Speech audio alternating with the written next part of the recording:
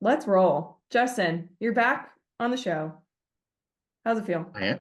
I am. I actually feel pretty privileged here. We had fun last time. We always have fun. We This did.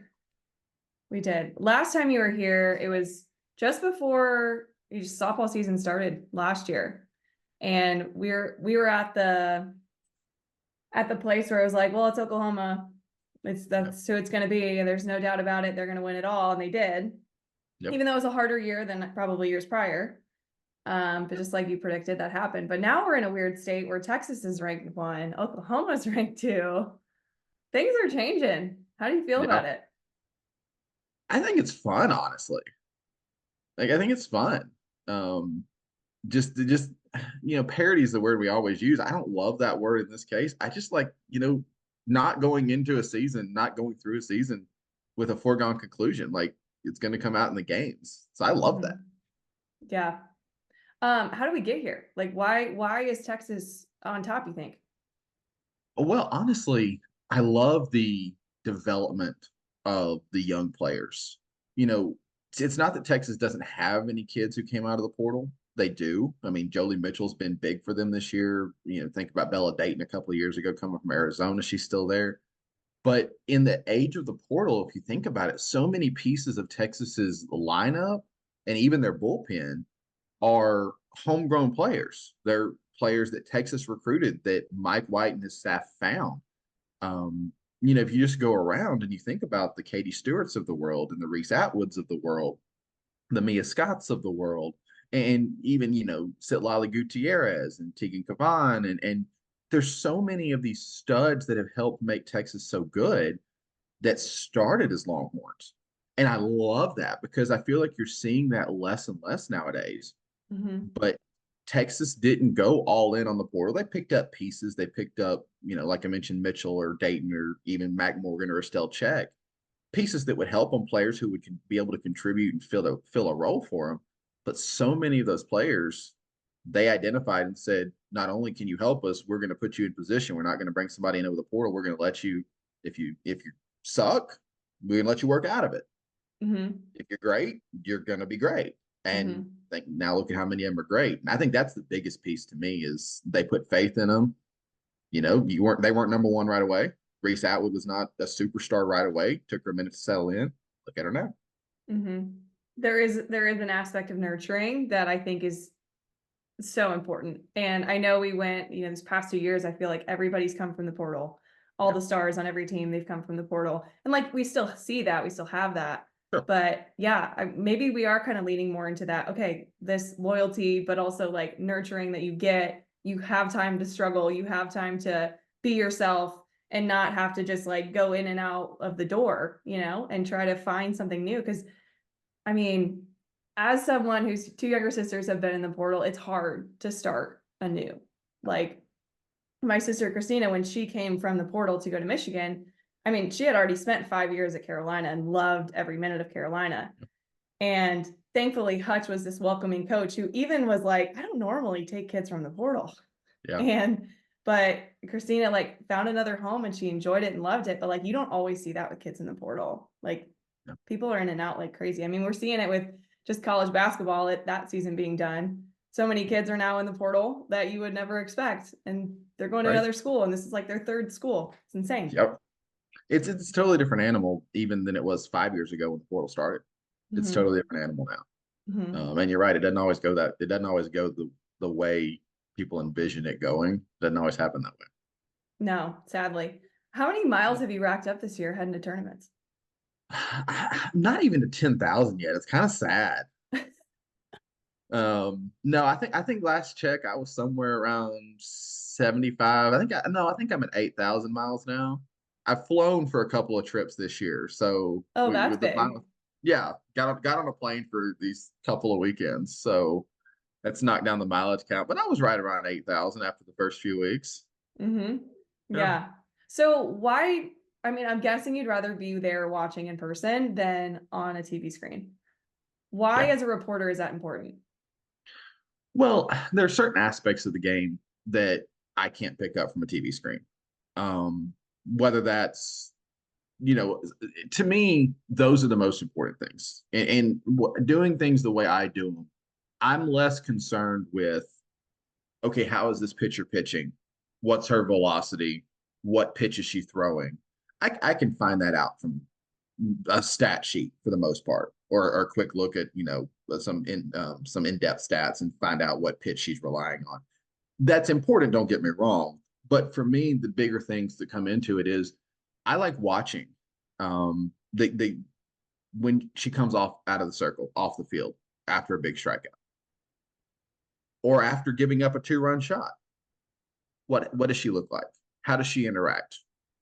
I think there's a couple of things this year. I was down at LSU for a couple of games, and every half inning when the LSU pitcher would come off the field after the inning was over, there Beth Tarina, a couple of the graduate assistants, a couple of the assistant coaches would all gather with the pitcher in the on deck circle and just I don't know what they talked about, but they would clearly run over what had happened in that inning. Mm. It wasn't we're all going to disappear into the dugout or whatever. We're going to talk about it right now, what worked, what didn't, etc. You don't see that on TV. There was another game that I did earlier this year. I'm trying to remember who it was. Oh, it was Florida Atlantic at Central Arkansas. Central Arkansas is like 2.5 hours from my house. I know all the folks over there. Both teams, pretty solid teams last year. I'm like, okay, I'm going to go over. I was going up to Arkansas for a tournament. It's like a Tuesday, Wednesday game. Stop by. I'm sitting there and I'm chatting with a couple of UCA folks. And I just happened to notice one of the players for FAU, her role, I guess, she wasn't starting. Her role, though, every time somebody would make the last out of the inning offensively for FAU, this player was out there. She took every piece of equipment, helmet, gloves, bat, and she brought with her their defensive equipment. Hmm. And I'm like, that's the kind of teammate you like seeing. That's the kind of player you like seeing. That's the kind of work ethic. Because that player, she doesn't start a lot, gets some pinch hits, has had some good pinch hit opportunities and has come through. Don't get me wrong, but she's not starting every day. But after I noticed that the first time in that game, I started watching her, and every time, every time, they're all there ready. She was right at the front of the dugout, had a big smile on her face. She had her role. That kind of stuff makes a difference. Seeing that kind of stuff that you can't see on a TV screen makes a difference. And that to me is the biggest piece about being at games in person. And don't get me wrong, there's a certain aspect of, yes, I can watch a pitcher pitches not on a TV screen. Now, I can go from whatever angle I need to go from. Yeah, that's all there. Don't get me wrong. But seeing those extra pieces that you can't get on TV or that happen during the commercial break, that's the kind of thing that makes a difference. You can pick up a lot from that kind of stuff that tells you a lot.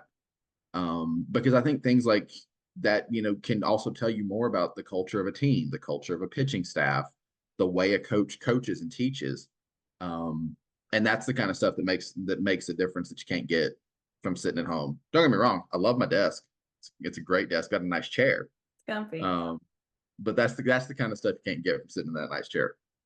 It's so funny you say that because that's why college coaches actually go out and recruit in person. Like they don't choose a kid until they see him in person because they're looking at the things that you don't always see on the field.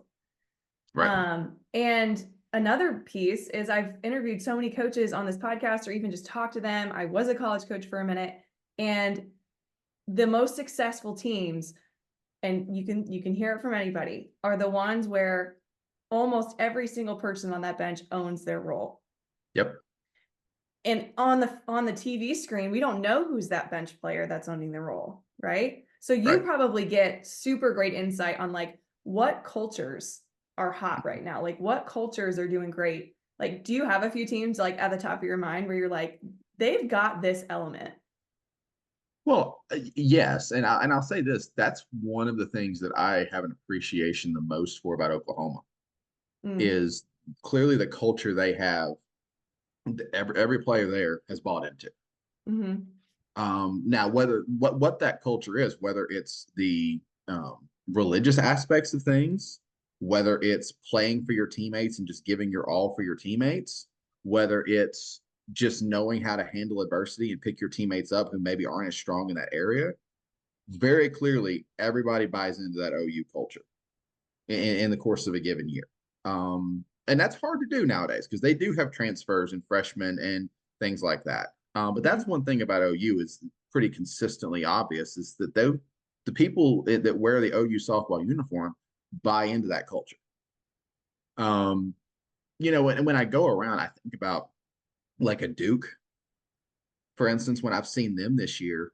I actually go back to a series at Florida State. I was down there for the Duke FSU series in Tallahassee, and I look at Duke, and I remember Cassidy Curd was a stellar freshman last year. Jayla Wright wasn't bad, but she wasn't the ace. Curd was the ace as a freshman. You walk into this year, and Wright looks like the ace in the circle. Curd's not necessarily taking a step back, but they kind of switched roles a little bit. Lily Walker, though, is the one who impressed me the most because I did a midweek game with them last year, and then I watched her pitch against Florida State. I've seen Duke a couple of times this year. Reliever, doesn't get a ton of innings. She comes in, though. She's steady Eddie. She can come in with runners on base. She can come in with the bases empty. And you see the same from her across the board. And so I look at that Duke pitching staff and I think, you know what? Clearly that they've bought into the culture. They've bought into whatever their role needs to be. And you can see them backing each other up. Mm-hmm. And then that Duke offense, like I watched their 3-hole lay down a bunt. Yeah. How many 3-hole hitters do you see laying down a bunt? Surprise, surprise. Yeah. Right. Mm-hmm. And a lot of times, and it's not necessarily an ego thing necessarily, but a lot of times you don't see 3-hole hitters wanting to lay down a bunt. And here they go up there, just lay it down real easy. Yeah. Because that's what you needed. Tight game, whatever it was. Yeah, big swing, but when one run makes a difference, okay, I'll on my roll. Mm-hmm. They were another one that stood out. And I hate to go back to the same well we were just talking about, but just as I go through my mind, I remember that same FAU UCA game, and I forget who the player was, but there was a player who just balled out in that game. And I remember that she had not been starting a whole lot. But if memory serves, and I know my brain is supposed to be some kind of encyclopedic, but don't judge me if I get this wrong. I think she was 3 for 3, and it was a triple short of the cycle, maybe. Like just balled out. But the one thing I remember is when she hit the home run. So UCA, Central Arkansas's outfield fences are high. And so it's not always the easiest thing to get a home run over them. She hit one over them. And the one thing I remember from that game was her teammates, not her. Like she was rounding the bases, and I feel like she was pretty excited or whatever else. But I remember her teammates. You had players coming out of the dugout, jumping up and down. You'd have thought they hit the home run themselves, screaming. Like, players get excited when their teammates hit home runs. This was a little different. This was different. Mm-hmm. You could tell. I think that kid had one hit on the year before that, and you could tell how happy her teammates were when that ball went out. And I'm like, that to me is something that's pretty indicative that somebody's doing something right. Mm-hmm. And just for some reason that home run stands out to me, and that's similar to the way the Duke bunt stands out, and just Oklahoma in general and some others. That stands out to me because that to me shows there's something going right from a cultural perspective. From my perspective, it sounds like it's team before me. We before me. Like you see it all the time. It's so much easier to say than do. But those are actions that you're seeing that, at the end of the day, those are the teams that are going to make it deep, because it's the teams that, this is so ridiculous that I'm bringing this up, but my junior year of high school, my team won state, and we were losing. I believe it was, talk about memory serving. This is like over 10 years ago, more than that. We were down by like 7 runs in the 5th inning, and our team committed 9 errors in the game. Like no shot. Right. And all of a sudden, like we flipped this switch and we started making it about like us, because we were so worried about this Boonville team where they've been to state so many times, and they brought their entire city with them, or town, I should say, in the stands. And like, there was no way we were supposed to win that game. But it's like all of the things that you're talking about. It's like we started playing for the teammate to our left and our right, and we're like, let's just make this about us and go nuts. Like Yep. we just believed in that. And we ended up winning that game. I think it was 9-8. And yeah, had no business winning, but here we go. First state title. And that's how we did it. That's exactly it. It's I don't think I've crazy what a even difference. shared that story on the podcast. So that's a fun one. I could probably do an entire like series of episodes on that game. I was about to say you might want to do a whole podcast just on that game, I should. because just from that 30-second snippet you just gave me, I'd listen to it. Like I'm Fun enthralled. story. Oh my Um, God. My parents have the DVD recording of it, and I won't look at it because I actually had an error. I was playing shortstop and I shot a ball way over my catcher's head. Bases were loaded, routine ground ball. All of us were just scared. My college coach was in the stands. Like it was just nuts. Yeah. And I committed that terrible error. Thankfully, I had 2 triples in that game to help me out on the other side, but it was nuts. Okay, so back to, that little piece that matters, when it comes to postseason, like we are minutes away from postseason. right. Can you talk about like what are the things that you're expecting? Like obviously we'll talk about dark horses here in a bit, but like from what you've seen throughout season, like what are some of those teams that maybe you're like, okay, we should definitely see this team making a postseason run? Like, do you have any of those in mind? Yeah. So one thing I always look for at this point in the year is I like a team that's trending upward, Mm-hmm. because when you get into the dog days of conference play, when you get into the home stretch, when everybody's banged up, sometimes including the coaches, if we're going to be honest, Facts, yeah. and sometimes even us on the media side and et cetera, like sometimes. Y'all have been through it, putting out those Well, rankings all year long. I'm thinking of a 1:30 flight, 1:30 a.m. flight this week. When I think of banged up, it was great. Oh, Um, if that's my suffering, I think I'm doing okay. Don't get me wrong. you're doing all It's right. no it's no comparison, but it's humorous. But I do like a team that's looking up, trending upward, that somehow is finding a way to win games. I look at an Arkansas, Mm. and coming into the year, I had some pretty significant doubts about Arkansas. Just okay, what's the pitching depth going to mean? Can the offense put it together? Can they make the changes and the adjustments they need? And early on, I don't know that the answer was a resounding yes to that. Mm-hmm. Now, though, when I look at Arkansas, I see a team that's winning series after series in conference play, a team that's going into an Athens and into a Baton Rouge and taking a series from honestly what are tough opponents. I see a pitching staff where Morgan Linestock has stepped up and looked like an all-world pitcher because her team needed her to. And I see an offense that has Bree Ellis, that has Hannah Gamble, that has Rylan Hedgecock, award winners and All-Americans all. But on a game-to-game basis, it's not Bree Ellis's show. It's not Hannah Gamble's show. It's not Rylan Hedgecock's show. You think of Kennedy Miller, it's the freshman. It's not the Kennedy Miller show either. One day it might be Ellis. One day it might be Miller. One day it might be Gamble. One day it might be somebody that's not on that list. Like their offense does a really nice job of being multidimensional, and you look at the results. So I really like an Arkansas team, and I look at a UCLA team that, again, very significant doubts coming into the year. What's the pitching look like? And You earlier have this year, they had big losses. correct. Like you have Taylor Tinsley, who had 50 some odd innings as a freshman, and UCLA starts slow, and it's like, okay, well, expectations are going to be fulfilled. They go into Clearwater, win a couple of shootouts, which Clearwater's a whole nother animal. But then again, when you get into these dog days, even with losing a pitcher along the way to injury, you look at what UCLA is doing. You look at that sweep of Stanford. Stanford's a good team. Mm-hmm. But you look at that sweep of Stanford. You look at what Taylor Tinsley's been able to do in the circle. She's living up to her potential, which is hard to do when you're as highly touted as Tinsley was. Look at Caitlin Terry as a freshman, and look at the time and the innings she's putting in. And you look at what UCLA is doing in these dog days down the stretch, gutting out wins. I get it. Close wins, tight games over quote unquote mid majors, teams that you're supposed to beat on paper. I understand. Okay, well, what's going wrong is the go-to for a lot of people. Yeah. But when you have, honestly, this week, who was it? I don't remember who it was, but I was talking to someone, and we were talking about the fact that there were times where UCLA's had two pitchers, two, Mhm. like total, that have put their arm in a circle, two. And are there close games? Sure. Do you have to come from behind against a team you probably should have beaten pretty handily on paper? Sure. But you gutted it out. You had the people step up at the right time. That's hard to do at this point in the year. I don't care who you are.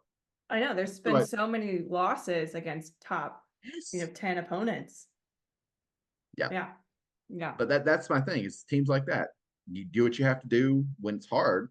That tells me a lot about what you're made of. And I think that tells me that you're capable, no matter what on paper you came into the year looking like, or even what your stats are, that tells me what you're capable of doing. Hmm. So what are those big shockers that have happened this season? Big surprising things. I'm shocked by the fact that Florida won the series versus Georgia. Very recent, but Keegan Rothrock is good. I'm surprised that Florida's pitchers have developed so quickly, so well, to be honest. Because you talk about the highly touted um Rothrock was, Ava Brown was, but they also walked into a pitching staff that had zero returning innings.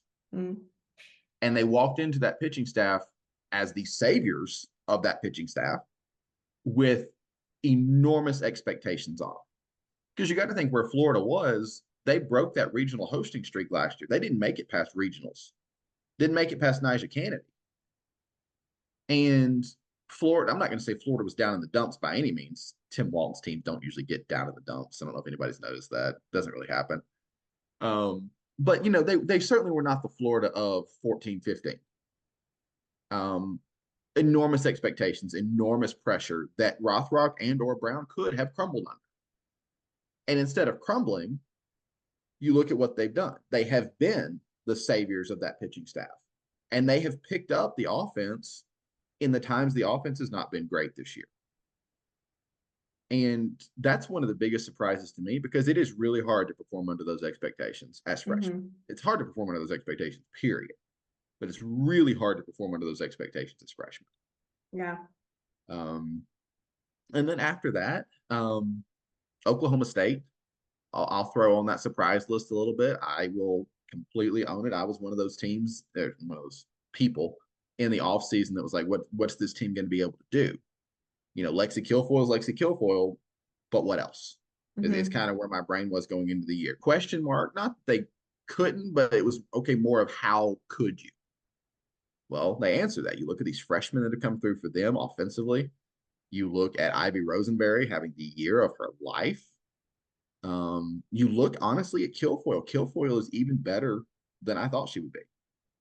But it also goes back to what we talked about earlier about that team over me. Kilfoyle has put that team on her back more than a couple of times. Rosenberry's there, and she's an old Virginia Tech transfer. Didn't pitch a lot at Tech, pitched some at OSU, but she comes in this year and she looks like a world beater, to be honest. Mm. And then the young players, some of the players who maybe hadn't had starting roles before, they've stepped up. And here Oklahoma State is. We're talking about them as a top, possible / likely top 8 seed. Again, not surprising for Oklahoma State standards or by Oklahoma State standards. Right. But considering what we were thinking about them in January, maybe February, maybe a little surprising, maybe a little bit. I'll own it. Mm-hmm.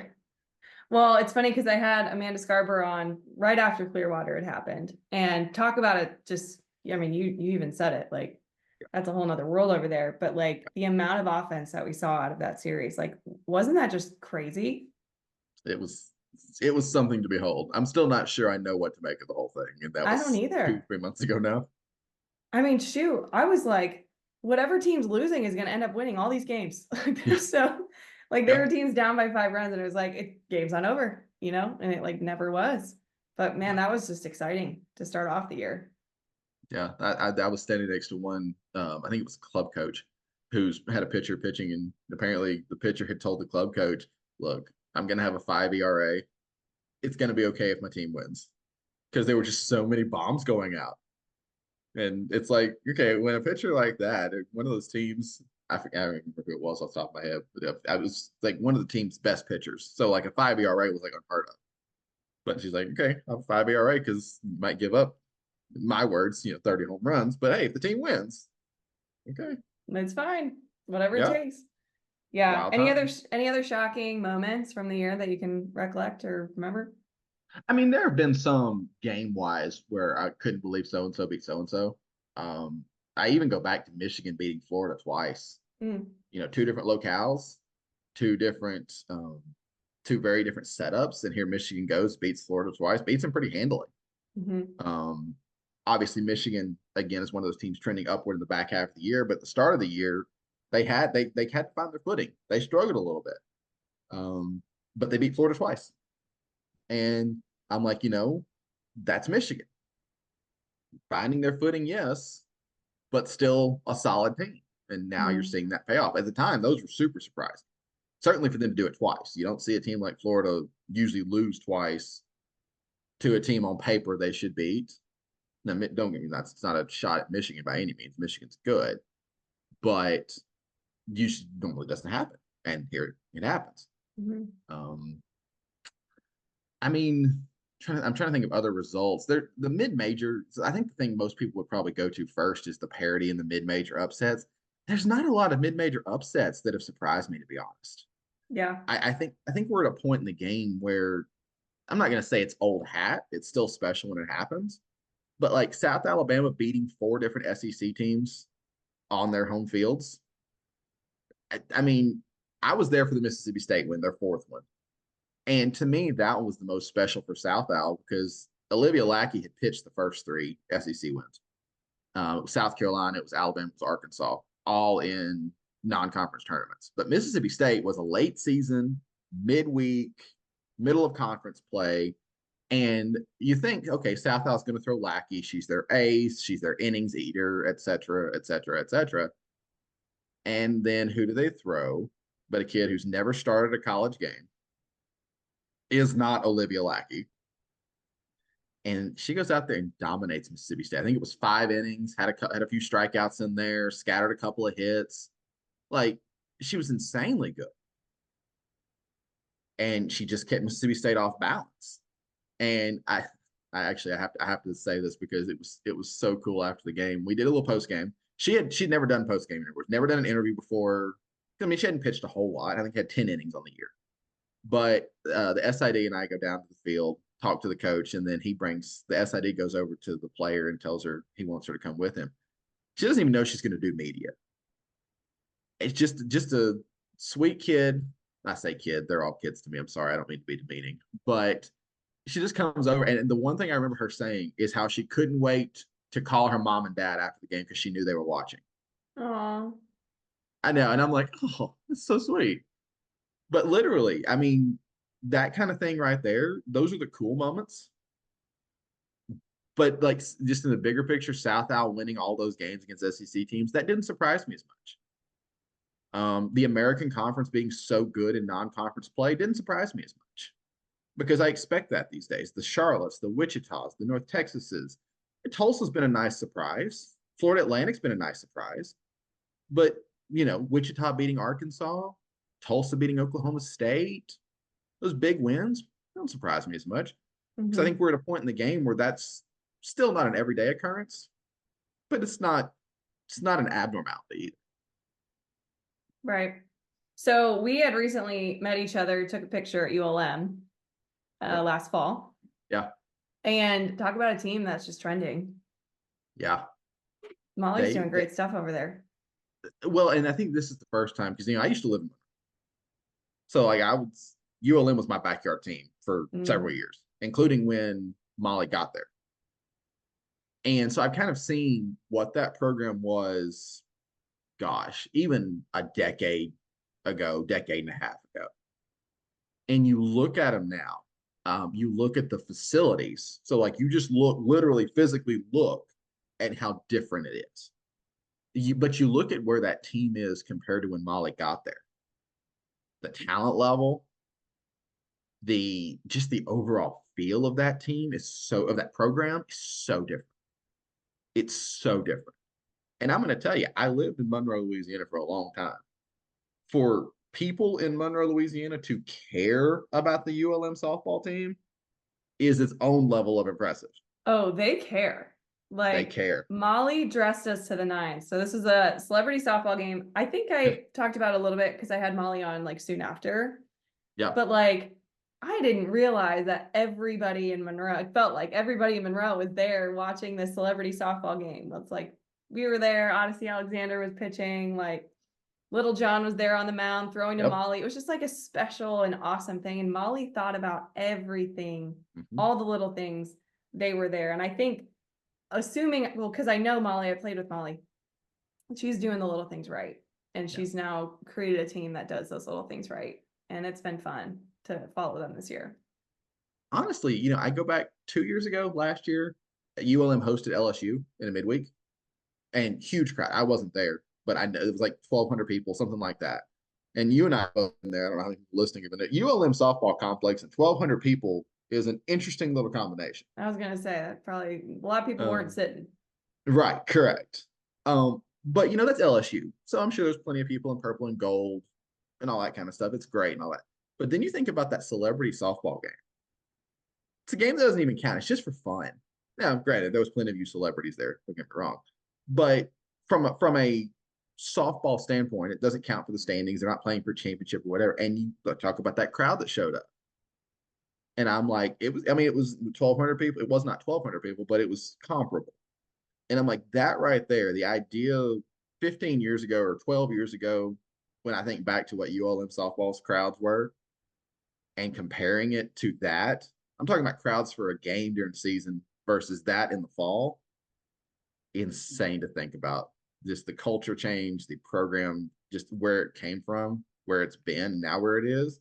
And then you look at them, they're pretty decent on the field too. Crazy Mm-hmm. thought. It's not Yeah. it's not just window dressing. Like they're actually, you look at that series they played against the Raging Cajuns. That's as good as I've seen a ULM team play. Yeah. It's exciting. So talk about a team. I want them to make a good run. I think it'd be great. They've got some talent to be able to do it. Mm-hmm.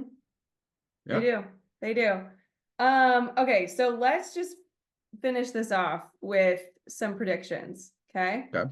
So so from a dark horse perspective, who are your dark horse teams? Who, because I actually Emily P Tech tweeted this out earlier today, and I'm like, well, I totally have to ask Justin about this. Like, what are your dark horses that you think are going to make a run that's going to surprise everybody?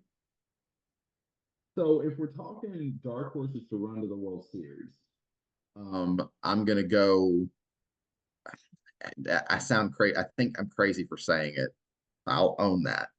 Um, but I actually think Washington is on that list for me.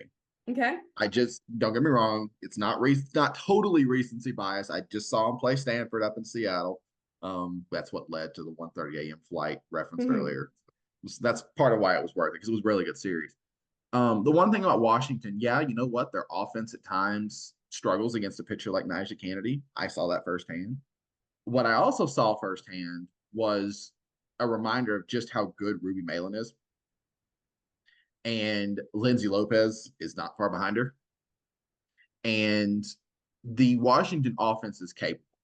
I think Victoria Hayward is a really good up and coming young hitting coach. Um, I think that makes a difference. I Mm. do think that makes a difference. So, yes, was Washington's offense struggling a little bit against Nigel Kennedy? Yes.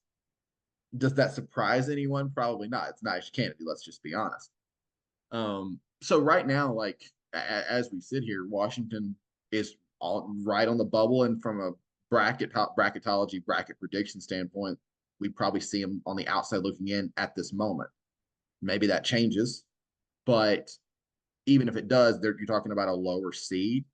I think it's a Washington team that's got a shot at making some noise and making a run. Even though I think people will look at it and be like, oh, well, they just barely became a host, or hey, they had to go on the road as a 2 seed. It's not a 2 seed I want to face. Mm. It's not a 2 seed I want to face. Um, then I think about Virginia Tech too. Like Virginia Tech's looked really good at times this year. Their offense, we know their offense. I mean, Bomb City. The pitching has not always been amazing this year, which has kind of been their downfall a little bit, giving up runs maybe when they didn't necessarily want them to or didn't need to. But Emma Limley, Lindsey Grind, even Emma Mazzarone, that's a nifty little trio, to be honest. That's a nifty little trio. And they're capable of pitching. And the one thing I will say, I've seen it firsthand, they do well, they pitch well in pressure situations. They don't crumble under the pressure, which, as we all know, comes in very key in postseason. That matters. So the offense is the offense, but I think that ability to show up when put your cards on the table or throw the chips in the pot or whatever the old colloquialisms are. I think that'll matter for Virginia Tech. So they're another one that I think I have my eye on to be able to make a run. Awesome. I mean, this is why we're recording this, because, watch one of them make a run, and then we get to just bring this back out of the archives and share it everywhere and be like, Justin knew what he was talking about. Well, we can only hope. I do like sounding smart on occasion. Only on occasion, but once or twice here and there. I'm okay with that. All right. What else did we miss that we can look forward to, you think, this postseason? I think the one thing that I'm most looking forward to on a personal level is, and it's kind of counterintuitive to what we talked about with the whole team over me thing. But the one thing I think we are primed and ready for this postseason is the next group of breakout national stars. If you think about the sport of softball right now, and I'm going to use a basketball reference, we don't really have a Caitlin Clark. We have Nyjah Kennedy, we have Jada Coleman, we have Reese Atwood, we have superstar players, but we don't really have anybody that transcends the sport right now. Jocelyn Allo was that. But since Allo, we haven't really had anybody that's ascended to that level. And it's not a bad thing. It's not a criticism of where we are as a sport. Does having that transcendent player help? Yes. But what I think it also does, not having that does, is it opens the door for some players who maybe, are not household names to become household names. Kind of like Odyssey Alexander that year with Exactly. JMU. Like, Ooh. I think of Jess Oakland at Minnesota. She's been very good this year. What does Minnesota do in the Big Ten tournament? If they make the NCAA tournament somehow, what do they do there? But a player like that, who maybe has had such a great year, is a star player in her lane.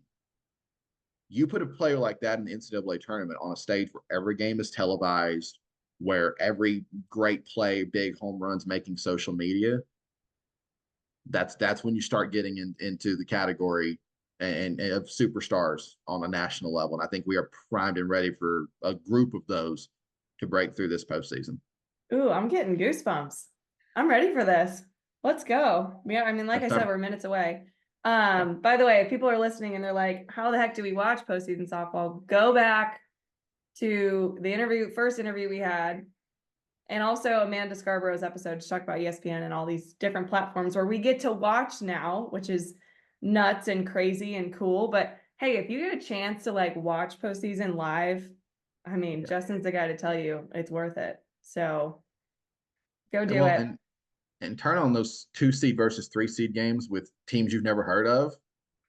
That's worth it. Yeah. Those are the ones that if you have a softball fan or somebody who's not a softball fan, you want to win them over, show them a game like that. It'll sell them real fast. Yeah, that's so great. I'm so excited. Oh, it's my favorite time of year. Amazing. So if people are just listening to this for the first time, what's the best way to follow you and your work with D1 Softball? So D1 Softball is on all the socials. It's d1softball.com, Twitter, Facebook, Instagram, all that. And then me personally, I'm at Just Facts Ma'am on Twitter. It's been my Twitter handle since day one of Justin on Twitter, and it's not changing. So Just Facts Ma'am. It's the place. It's the greatest. It's the greatest Twitter handle in my opinion. Well, thank you. I do love it. I do love it. Last thing I want to ask you before I send you off is, what's your favorite go-to meal on the road? Because you're on the road a lot. Ooh. Now, okay, clarification. Are we talking about when I'm physically on the road or just when I'm traveling and I am somewhere? I mean, if you your comfortable place, it's going to be clutch every time you go. So it doesn't matter. So this is going to sound very Southern boy who spends 8,000 miles in his car. This year it's actually been Arby's. Arby's. That's different from past years. We've kind of moved away from the Subway a little bit. Oof. I will never have that after playing college softball. No. It's still in there now. If I'm stationary someplace for a while, we throw in a nice Jersey Mike's. Mm, I had a very nice pasta place in Seattle. That happens on occasion.